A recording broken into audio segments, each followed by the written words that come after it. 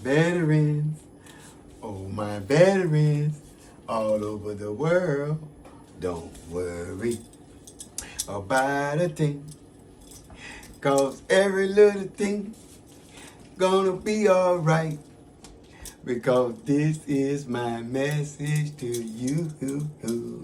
Bob Marley in the house, Bob Marley in the house. Ladies and gentlemen, boys and girls, dogs, cats, and squirrels, anybody who might want to listen to an old man like me. Hello world, hello money. Hola dinero, hola mundo. Yes, yes, yes, it's me. I'm back like cook crack. All my veterans all around the world, man. You know, this is a guy you probably already know. You got a guy just like Vietnam Charlie. Vietnam Charlie is that guy that always got your six when you don't even know he got your six. You could be over there talking to a pretty lady in a club, just arrived on the ship, been away for 6 months, you ready for a good time. You got to meet a pretty young lady.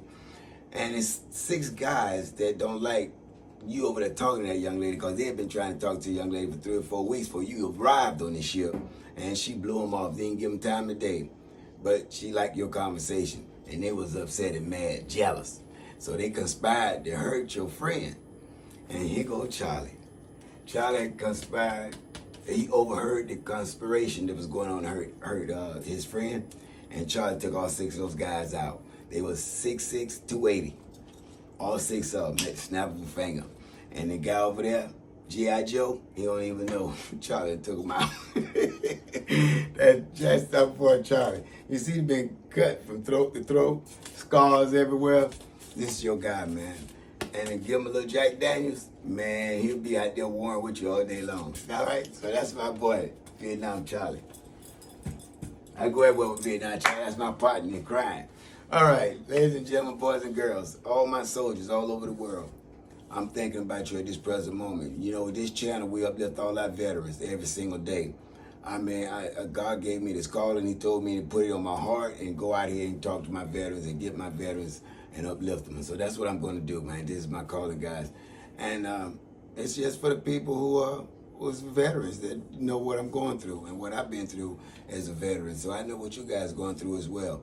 So I just want you guys to know that we're always over here thinking about you guys. I know you guys are rappelling out of helicopters, jumping out of airplanes, dodging grenades, running from bullets, running for your life. But man, we over here thinking about you, man, because we know that we get to sit over here with our families every single day, eat meals around the table. Every day we get off work, we come with our families around the table and we eat dinner. And you over there fighting in a hole, man, in the middle of the darkness, 2, 3 in the morning. We sleep peacefully over here. Why? Because you over there fighting for us 2, 3 in the morning while we sleep peacefully over here in the United States. And we don't take you for granted, man. Thank you. I mean, seriously, thank you. I mean that from the bottom of my heart. And I'm not only speaking for me. I'm speaking on the behalf of all the veterans here, all my Colorado fans and all my Colorado veterans as well. Okay, we really, truly believe in you guys. We know that you're going to come home safe because we got angels over there too, man, following you guys and watching everything that you do. All right, and all my veterans that's sitting in cars homeless with no gas, no heat, no electricity. All my veterans that's sitting in veteran shelters. Man, I just hope my angels over there taking care of you as well too, man.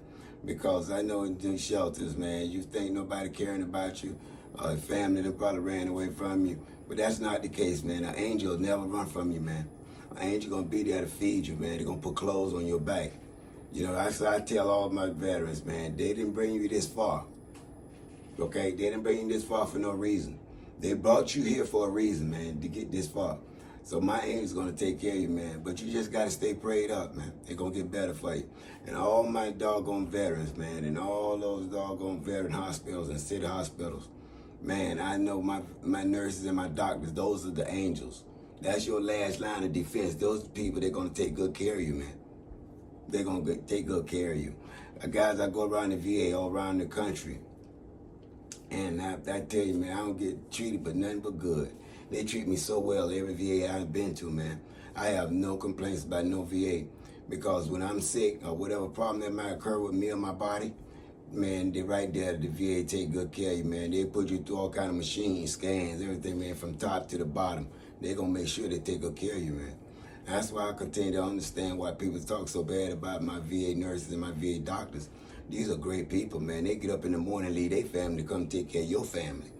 And you know, they there all day long, man. We got veterans come in and out, in and out, in and out all day long. And you know, you only got about maybe 3 or 4 primary nurses and 3 or 4 primary doctors. And they take care of all these veterans, man. Nobody ever take that into effect.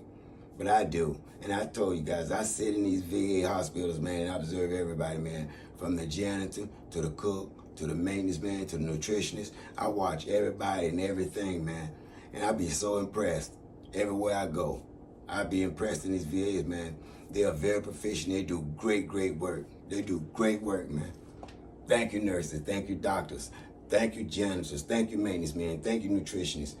Thank you, caretakers. Thank you, caregivers. Thank everybody, man. Thank them all, because, man, this world cannot function without either one of you. Because if we didn't have that guy to empty those garbage cans, how would they get emptied? Somebody got to empty them. And we thank you, man. That's a very important job. Somebody have to mop those floors and buff those floors and keep them shining and looking good. That's that janitor, man, and the maintenance man. They keep all the doggone things around the buildings repaired, even on all the bases. Thank you, man, because you don't get enough credit either. I love everybody and everything, man. God just hope all of you guys just come on and come on home, all right? So that's enough of me rambling, guys, to get to the good part. Guys, before I go, I have a GoFundMe down in my link below. And if any of you guys just feel in your heart to just put $2 or $3 in the GoFundMe, be great. But you know, my whole goal is not even really the GoFundMe. I really don't even care for the GoFundMe, because it really feel like to me I'm begging, and I'm not the one to beg for anything, man. I've always been independent, always wanted on my own. I never asked nobody for anything. But this is my calling. And with this calling came this GoFundMe. But guys, we can eliminate this GoFundMe. We really can. We can eliminate these grants that I'm writing. What we can do is just find all the deep pocket veterans that got these doggone motorhomes, yachts, and tractor trailers, that we can get these guys to a football game. You know, I'm looking at my veterans, man. They sit in these doggone rooms, wherever they sitting at, man. Like I give you a good example, my uncle. You know, he's in a bedroom in a beautiful home there in Tampa. All he can do is every day is pretty much watch football, just sit there and watch sports. That's all he can pretty much do. And I would like to get my uncle out to a football game. He's my first recipient. And guys, we can do this together. We get my uncle out to a football game. Can you imagine when he's sitting at that football game among 6,000 or 7,000 people, man? Because he was sitting in a room, say 5 or 10 years, just sitting in a room.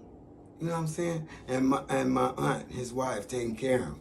I mean, vividly, all day long, she take good care of him, man. She makes sure he's fed, bathe him, she do everything, man.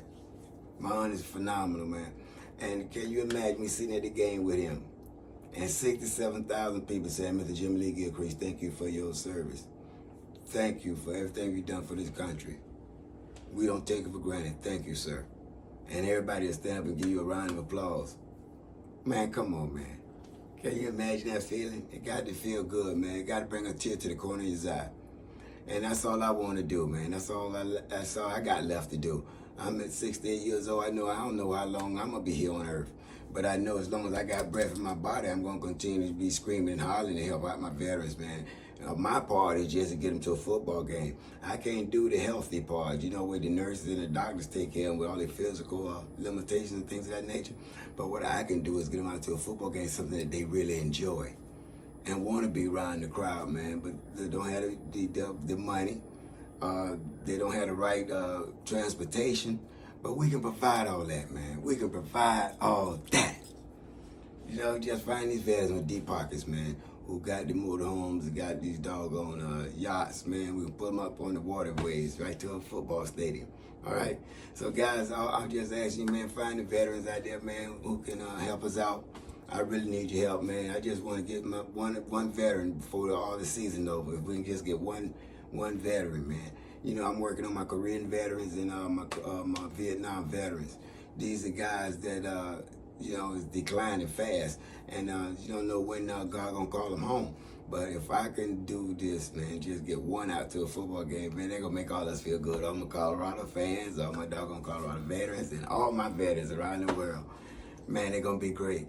But I'm gonna keep on crying, and I'm gonna keep on shouting, and I'm gonna keep on begging. I hate to beg, But if that's what it takes and that's the requirement to get my veterans to a football game, hey man, I have no problem with that. I really don't, like I said, because this is my platform and I can just get on here every day and just scream and shout at all my veterans. So that's enough of me rambling, guys. I love each and every one of you, man. But you know my story, man. To the world, you might be one person, but to that one person, you just might be their world.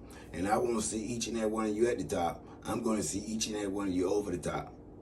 Good night. God bless each and every one of you.